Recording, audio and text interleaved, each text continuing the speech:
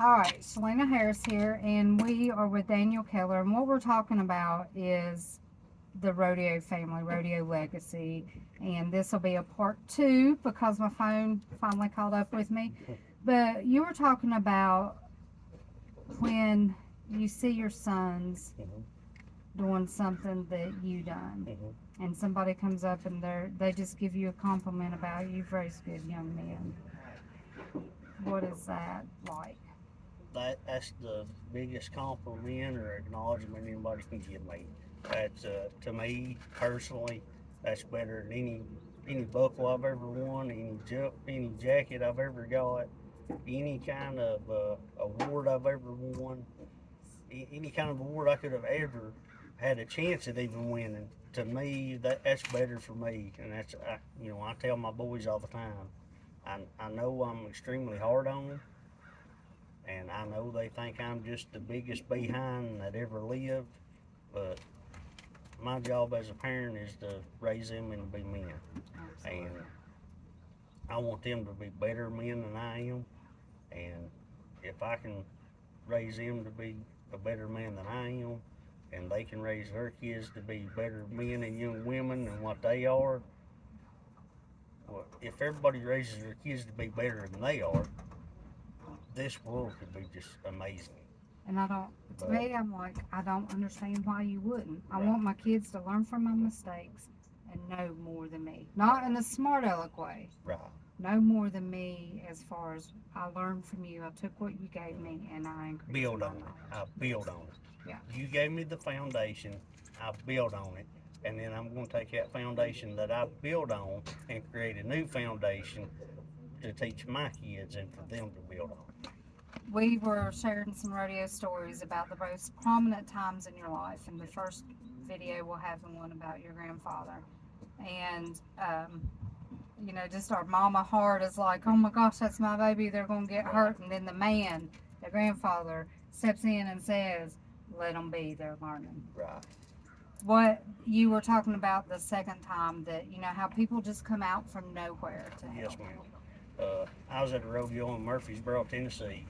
Ken Treadway was putting on. And he had two full brothers, Big Sky and Little Sky. They were both horrible in the shoot, but they were, if you could ride them, they'd take you to the pay window every time. Uh, they were probably 22, 23, 24 point horses ever out. And I had drew Big Sky in the bareback riding, Little Sky in the saddle bronc riding. I came out on Big Sky. I can't remember if I covered him or if I got bucked off, but he had beat the tar out of him in the chute, and I was already hurt and stuff. And as soon as I come off him, I had to go get on his baby brother, Little Sky. And Little Sky was a little worse in the chute than Big Sky was. He was rearing up, turning sideways in the chute, trying to turn around. Was afraid he was going to flip over on me. Um, uh, God put a neck rope on him and tied him in, and that was before neck ropes were even a thing. Uh, and he had reared up and jerked the neck rope guy through the chute gate, almost into the buck and chute with him. And And that's what people love to see. yes, yeah, and I'd asked the judges for a rewrite. I've made four hard, honest attempts, if not five, to get out on this horse. He's fighting me every step of the way. I can't get an honest out on him. And they said, we give him one more try, and if it don't work out, we'll give you the rewrite. And I said, yeah, I'll give him one more honest try. And they got a different guy on the neck rope. He got the neck rope on him. And as I started to climb down in the chute, I caught movement just in front of me.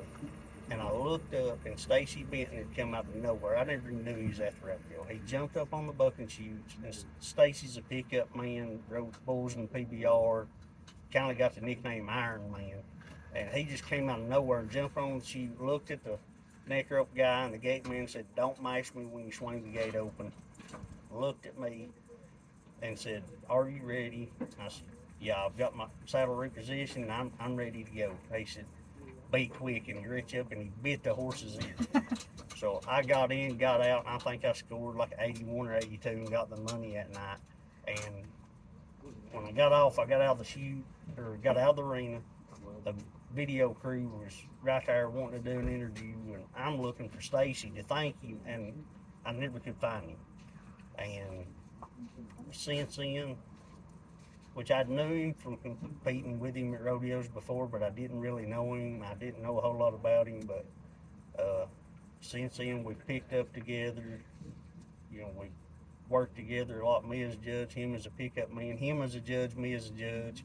Uh, I've watched his daughters grow up barrel racing and breakaway roping. He's watched my boys in bareback riding, and I never got a chance to thank him that day for helping me in this. But I think we built a mutual respect because he saw I wasn't going to quit, and I saw he was just going to come out of nowhere when he saw somebody needed help and knew they was really trying. He jumped right in there and blowed my mind that he actually bit the horse's ear for me to get out on it and stuff. And that's when my boy was riding. He was picking up. My son got hung up on a bareback horse one night, was upside down on the rigging, couldn't get back up. And because he knew Stacy was in the arena, he didn't panic. He looked up and hollered out, "Stacy, come get me." And Stacy ran in, grabbed him, picked him up, got him out from being hung up, kept him from getting hurt. Just, mutual respect. And now, if I've got cows I've got to haul, we can't get caught, I pick up the phone, I call Stacy, and he's right there. Being a mom and your kids want to ride rough stock, you absolutely do everything. You take them to the school. That was our thought. People say, "How do you let them ride bulls?" There's a desire there. You're not going to be able to stop that. You can't stop. They're going to do it. They'll go ask Granddaddy or Uncle Mike.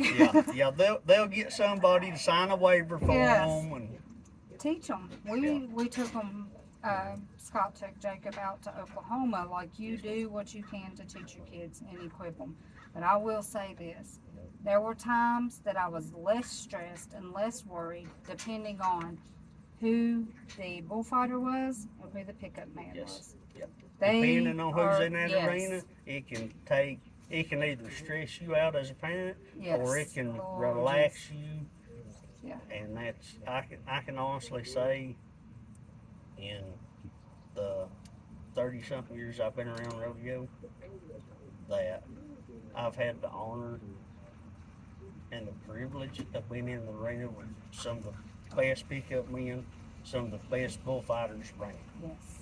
I mean, that's I've been very fortunate, and a lot of people don't understand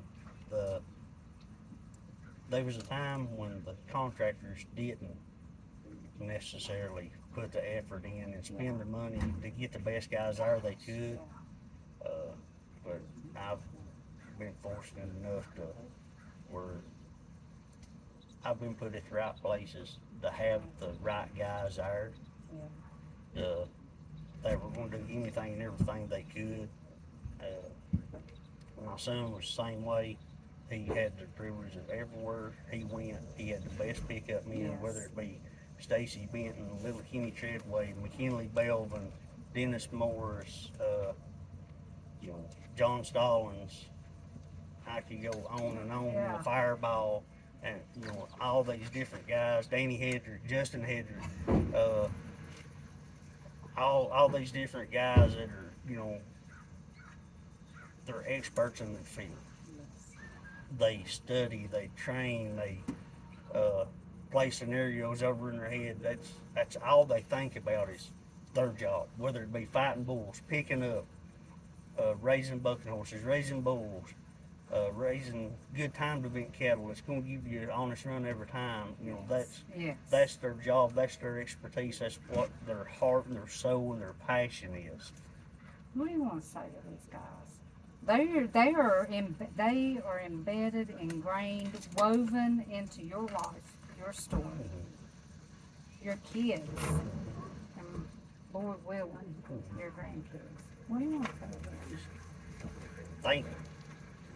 Thank you for keeping me safe, keeping the kids safe, taking the extra time to work with these kids and teach them what it's like to be a man, teach them what the Cowboy code's about.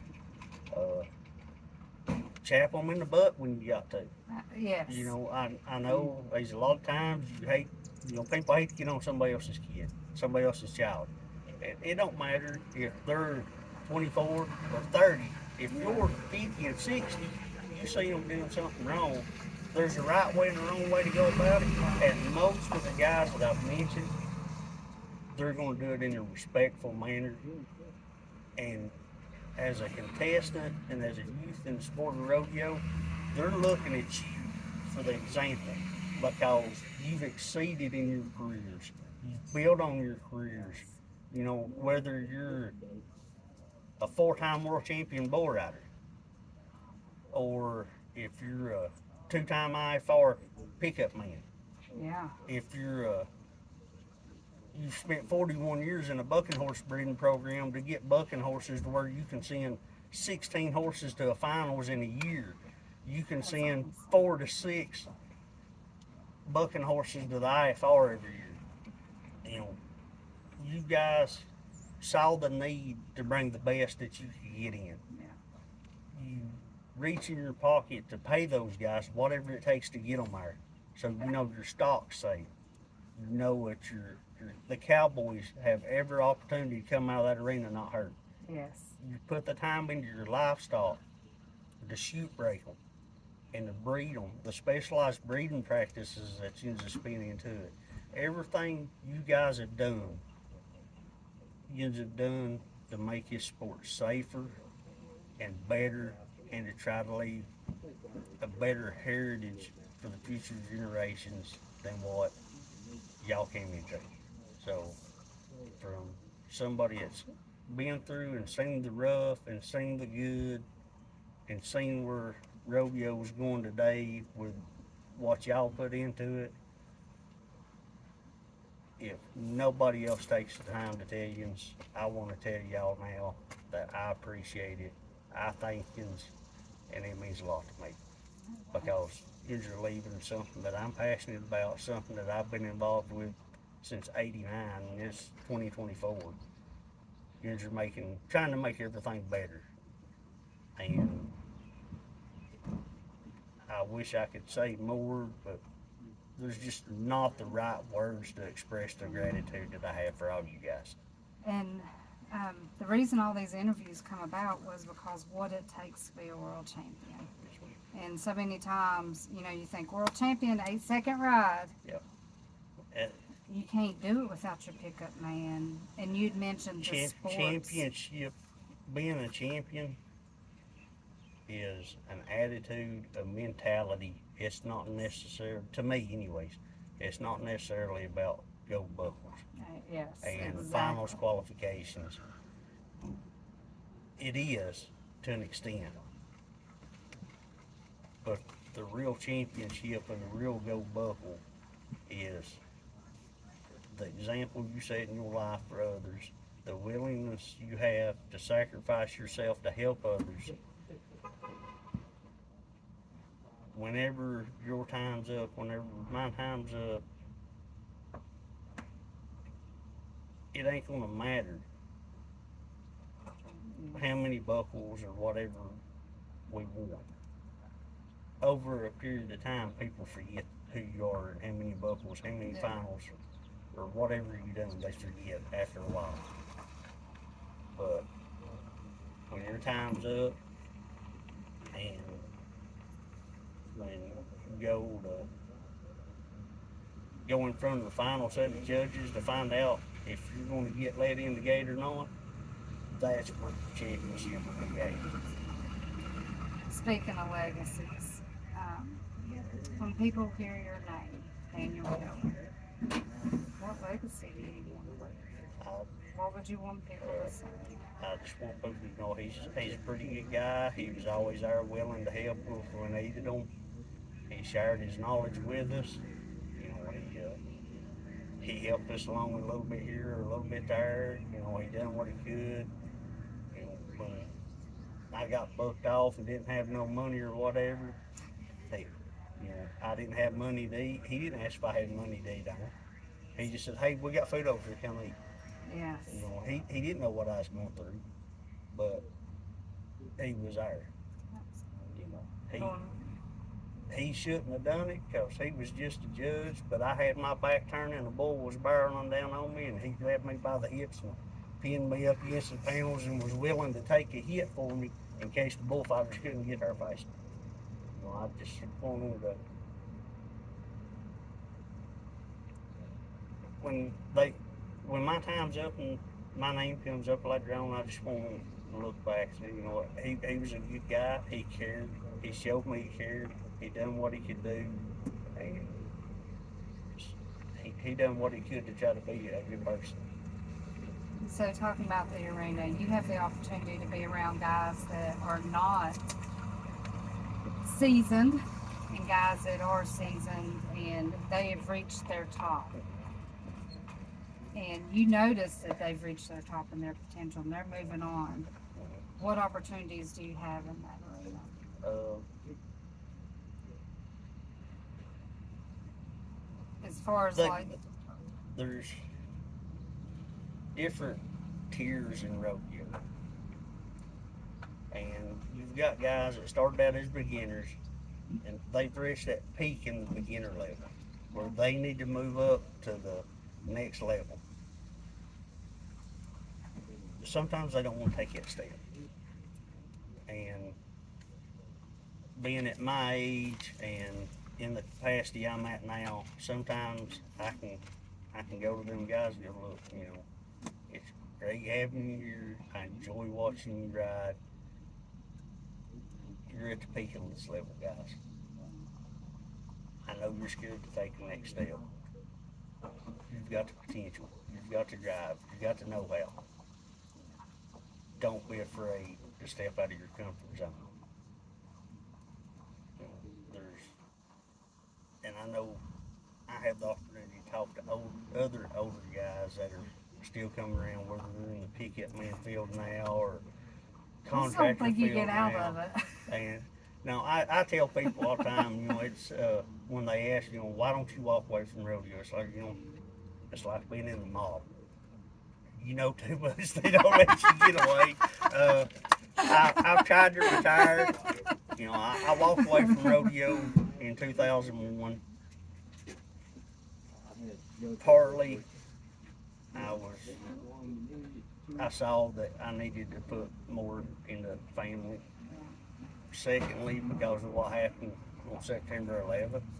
Uh, but it comes full circle and history's repeated itself, and now I'm in the arena in a capacity where I see young guys that are beginners and they've been on a horse, they ain't been on but one or two horses. That's just come out of a school and they want a permit somewhere and they're trying to fill that permit and they're struggling. I have the capacity to kind of guide them and mentor them and help them along a little bit and critique them a little. And some of the guys don't want to listen. They're going to do the thing, but some of the ones that really want it, they'll take it to heart and they'll try it. And if they see it works out, they may not come back to me and tell me, hey, you know, I appreciate you telling me that helped me overcome this. But the guy that they went to school with, that put on the school that they went to, that got them their permit, they may send that guy a message.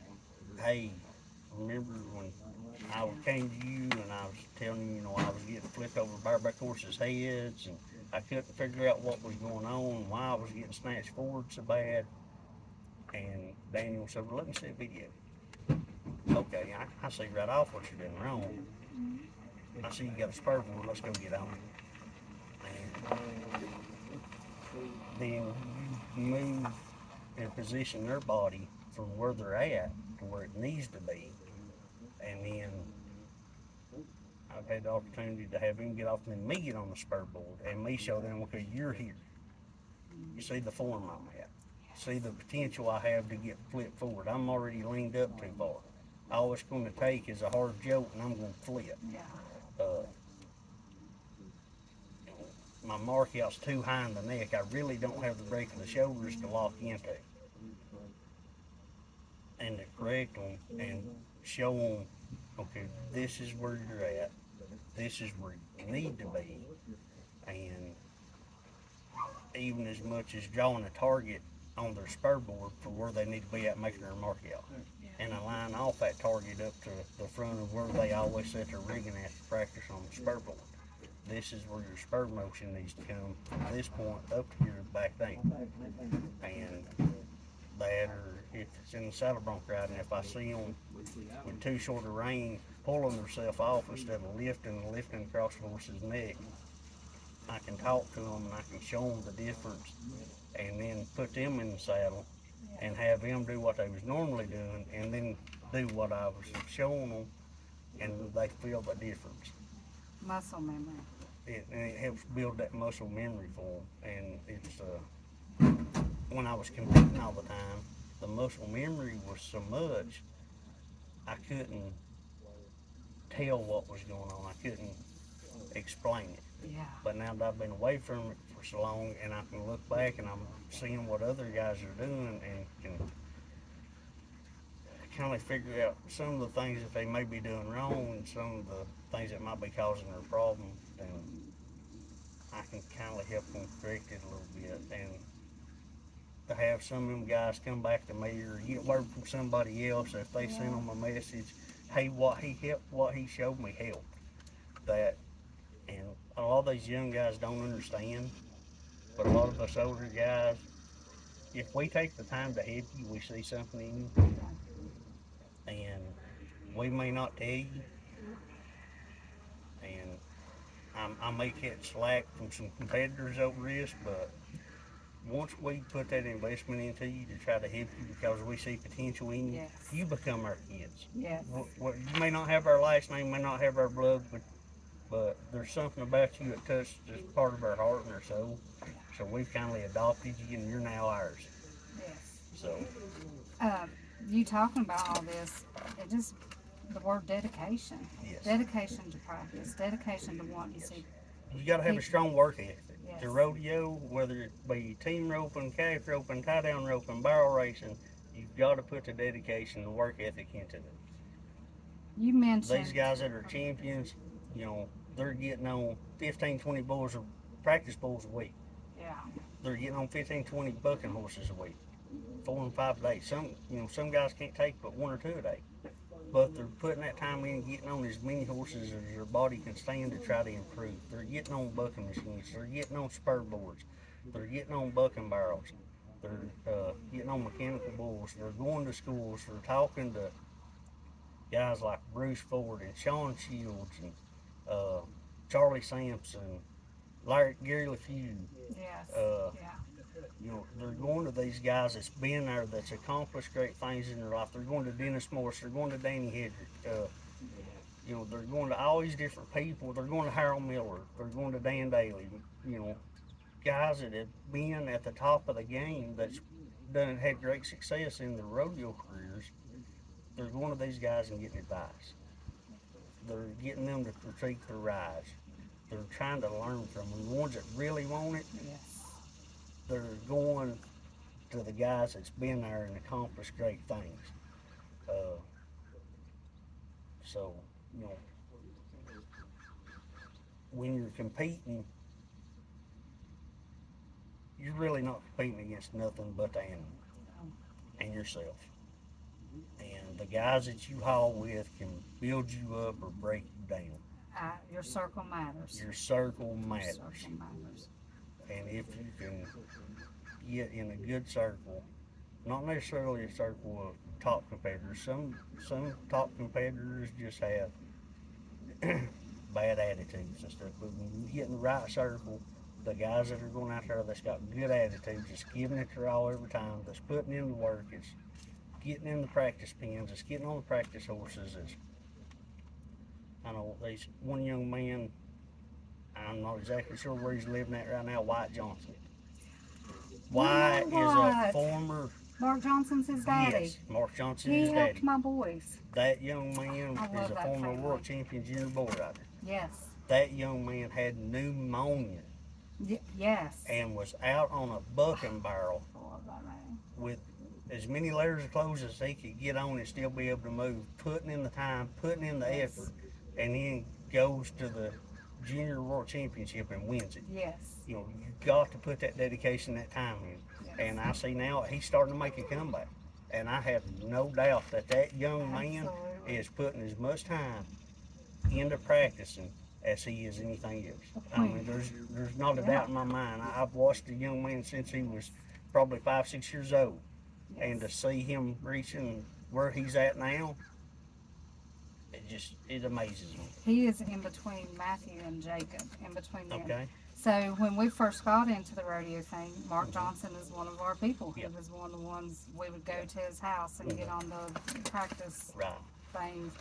But I can remember, Scott worked rotating swing shifts, so sometimes it'd be like, oh, I'm pregnant and I'm having to take the boys to go here to ride. Yeah. Mark Johnson did not hesitate. We'd throw the kids in the vehicle and we'd go to Tennessee and we let these kids ride. He was willing to do just as much for my kids Right. as he His was his own. Yeah. And you got guys like, and I don't know about nationwide because I've not dealt with the youth program nationwide, but as far as the youth program in the East Tennessee, Oh, gosh. North Carolina, Virginia area, you've got guys like, he's not no more, he's moved up, but you've got guys like Brian Turnmeyer or Mark Johnson.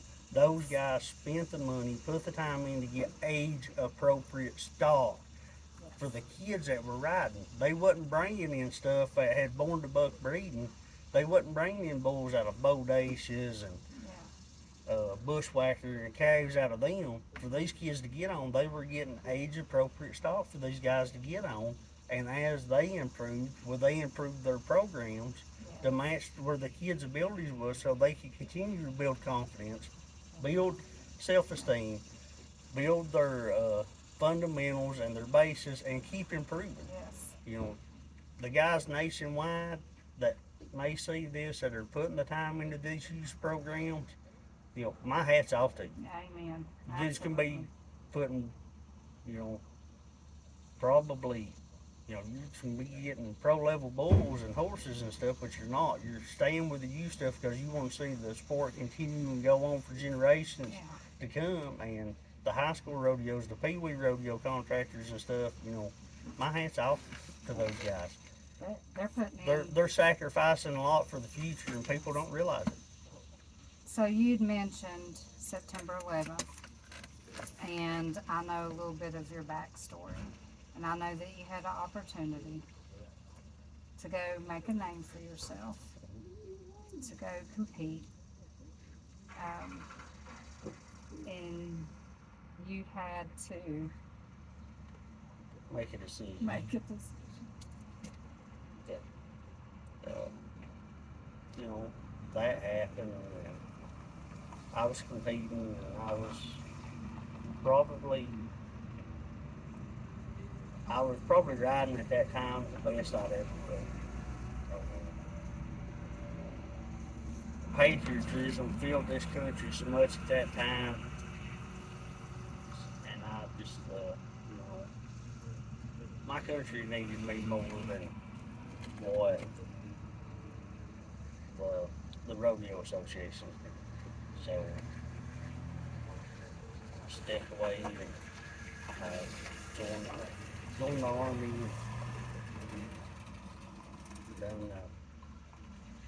Done what my country needed me to do to try to, keep another attack from happening on American soil. Thank you for your service. Just a job.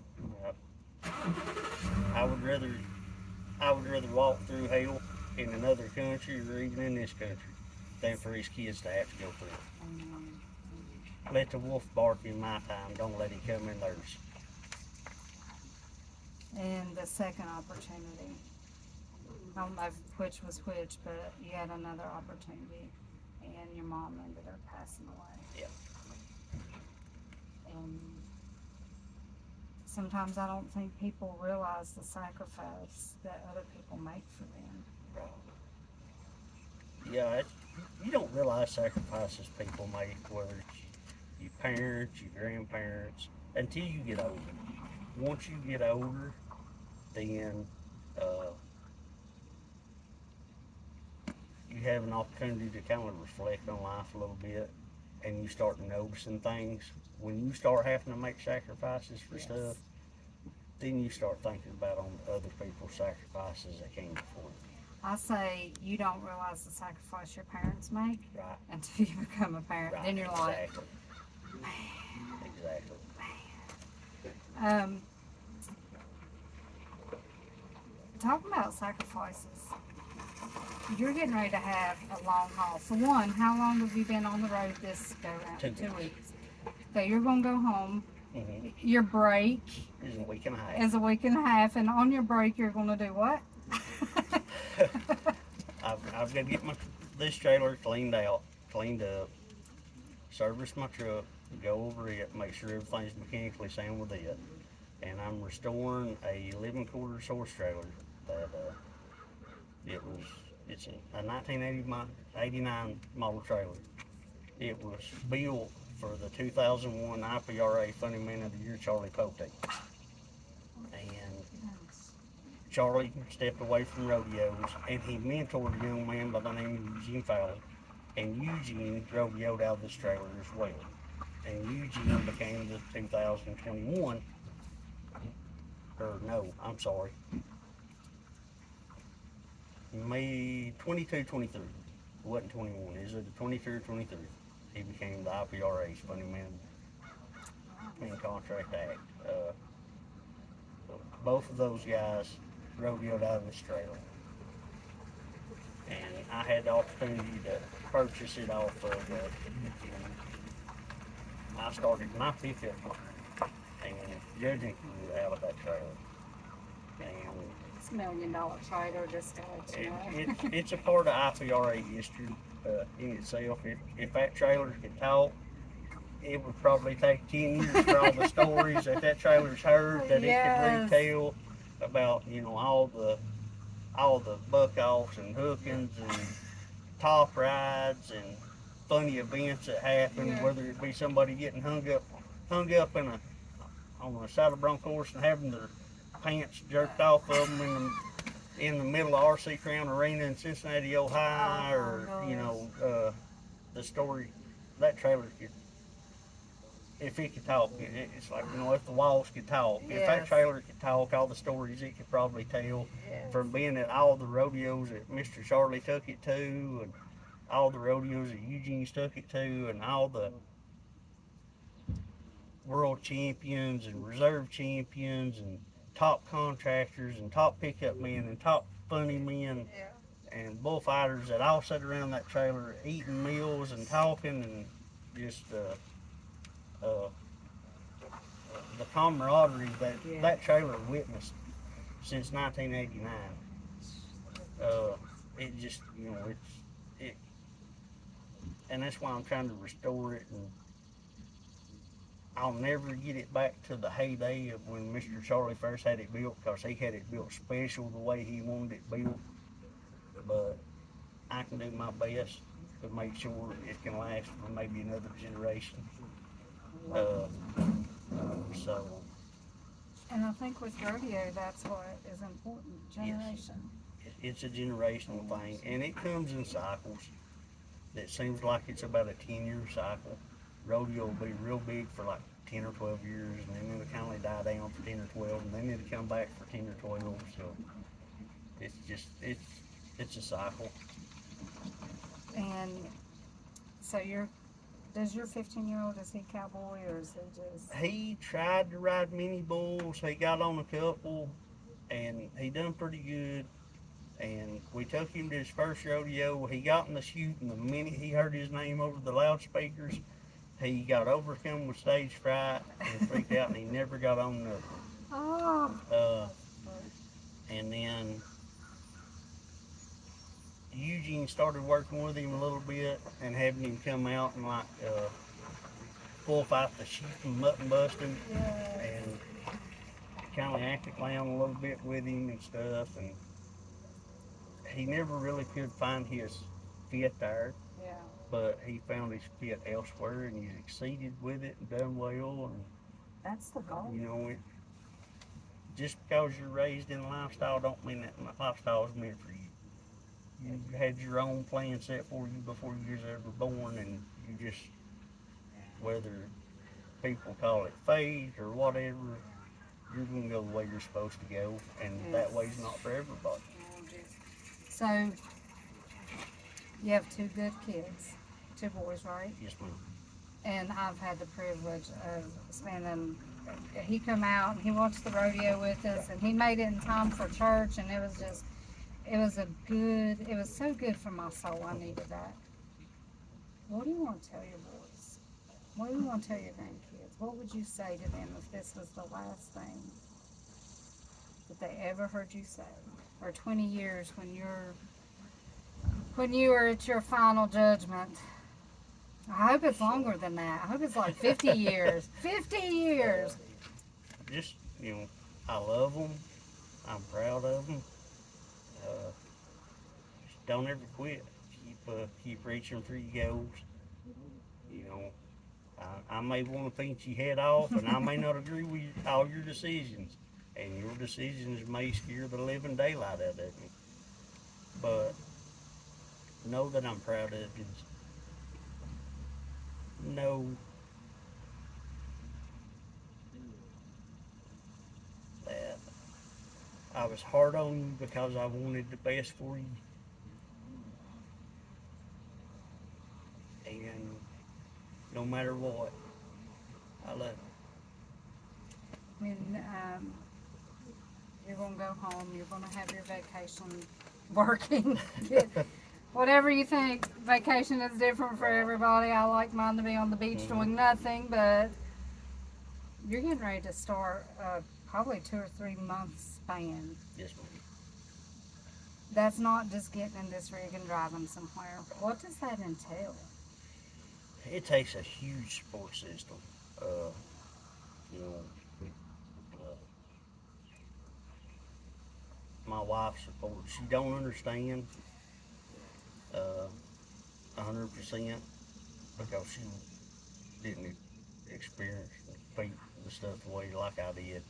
But she supports. She stays home, takes care of the household, takes care of my hunting dog, takes care of my son, my granddaughter, our niece, uh, and helps take care of everything at home as best she can, so I don't have to deal with it while I'm out trying to go up and down the road and It's not your fault. make a little bit of a living. My youngest boy steps up a lot, takes care of our hunting dog, and helps take care of my granddaughter, and helps his mama as much as he can. It's a support system. Uh, I know, like, if I'm away and he's there, if anything comes up, excuse me, I can pick up the phone, call Danny Hedrick, and say, hey, some craps went south at the house. I'm not home. Water line broke or whatever. Would you care to go over and check and see if you can get it passed or something till I can get home? And I know without a shadow of a doubt he'd be right there. And you would do the same thing. And I would do the same for him. And we do. When he's out of town and I'm not with him, if I'm at home, I help, look after his farm and ranch and his bucking horses and stuff. And I have some amazing experiences with that. Seeing a newborn bucking horse foal grow to maturity and go on to get qualified for the IFR. Those kind of things. Not everybody gets to experience stuff like that. So, when I said I've been blessed with an amazing life, I have. What is it going to look like from start to finish? Okay, your vacation of working ends. You're getting ready to load the truck or whatever has to be done, the animals. What is... We'll start out, we'll get all the bucking horses in and sort off what we need to take with us, and we'll get them situated. We'll get the arena set up, the bleachers set up. We'll haul the stock out. We'll put on the 2-night 4 rodeo in Blairsville, Georgia, and then we'll leave go to Atlanta, Georgia, judge a bull riding. Come back, pick what stock is left there at the rodeo. After we'll get up, we'll get it fed, it watered, it squared away to get through till we can get back from Atlanta. Make sure we have somebody on a phone call's notice that's going to come by and check on them while we're gone that we can trust. Yeah. We'll go judge the bull riding. If there's any stock left, we'll come back and get it. If not, we come back, tear the arena bleachers down to get it home to take to the next rodeo. And then, in the process of getting all that done, we're both trying to do maintenance on trailers, trying to get maintenance done on trucks, taking care of stock, mending fences, sorting stuff, making plans for the next breeding season, finding what stud coats we've got that's getting close to time to be cut. We're both setting up, you know. I work close with Danny Hedrick. He's a good neighbor. He has become a real good friend. As I'm getting contracts to go judge rodeos and stuff, he's getting contracts to put on rodeos and trying to get contracts with pickup men and bullfighters and funny men and stuff. He's on the phone constantly trying to get all that stuff organized. There's so much going on and trying to get everything organized and secretaries and all that stuff. And I'm getting rodeos booked to go judge and stuff. So there's not really a day off in rodeo. There's something to be done, whether it's maintenance, restoration, trying to take care of something at the house that you've not been took care of because you've been gone and couldn't get done. When you've watched this colt be born, raised, doing all the things to make it into what it needs to be, and you see that cowboy, I remember, like, I could cry thinking about the first ride Jacob had that he covered. Like, he took the mouthpiece out, and the picture that the lady got, you could actually see he took the mouthpiece out and spit was coming off of it, and he was just, like, his hand was raised. He has so much life in him. What is it like to know that your horse helped that kid achieve that? Oh, it's a good feeling. I mean, the horses ain't mine. They all belong to Danny, but he's made me feel like I'm a big part of the company. And I don't know if he looks at it that way, but that's how he's made me feel. Uh, you know, like everything, there's times that we have stuff we don't agree on, but you know, he's made me feel like such a big part of it that, to me, if I take them horses somewhere, they're my horses. They're my responsibility. They're mine to take care of. And if I get my horses, or not my horses, his horses, our horses, his horses, there within, and I'm our Ireland, there's nobody else there. He'll tell me to go get a hotel room. I'll sleep across the truck seat, so I'm right there with the bucket horses in case something happens. You know, and that's sacrifice. So you know, it's we're just caretakers, but find that colt on the ground that just a couple hours earlier and give it colostrum and vitamin packs to help it succeed and grow, along with its mama taking care of it and giving it milk and everything, getting the colostrum from her, just seeing it grow up and be 4 or 5 years old, and guys making 80, high 80-point rides on it, and that horse getting qualified for the IFR. That's, I know it makes me feel extremely proud that I had a small hand in that. I can only imagine how it makes him feel. Just spending 40-something years putting a breeding program together and building it from nothing to what it is now. I know he's got to feel extreme pride in it, and he should. So somebody, and this could be parents that their kids are like, I want a mutton bust. Didn't know what I did not know. I drove 5 hours not knowing that mutton busting was riding sheep, and I could drive an hour down the road. But you learn. So to the parents that their kids are coming up and you're like, man, I just really want to do this. To the man or woman or young man, whoever, that's like they have this dream and this passion and this vision in their heart. What advice do you have for them? Follow your dreams, follow your heart, but don't lose sight of your responsibilities. That's just, you got responsibilities that you have to take care of, but don't lose sight of your dream. Keep chasing your dream, but take care of your responsibilities.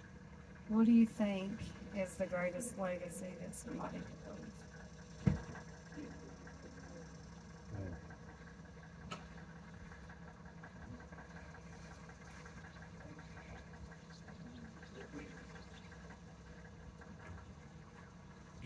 Good kids for the future. Whether it's your biological kids or kids that you've adopted, instill something in them to make it better for the future generations to where they can pass it on to the next.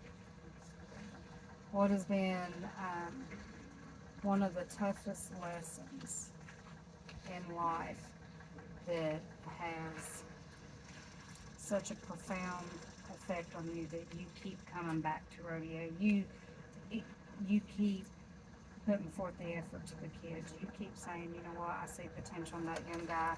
I'm going to reach out to him. I'm going to see how I can make him a better person.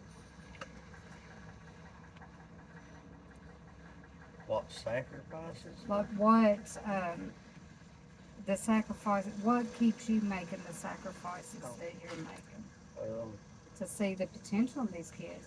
You don't, for one, you don't have to be here sharing your story, your legacy. You don't have to haul the best that you can up the road. You don't have to like pour into these kids. So what is it that keeps me coming back and saying, I want to keep pouring in. I want to keep giving you my best. uh, a passion for the sport, I guess.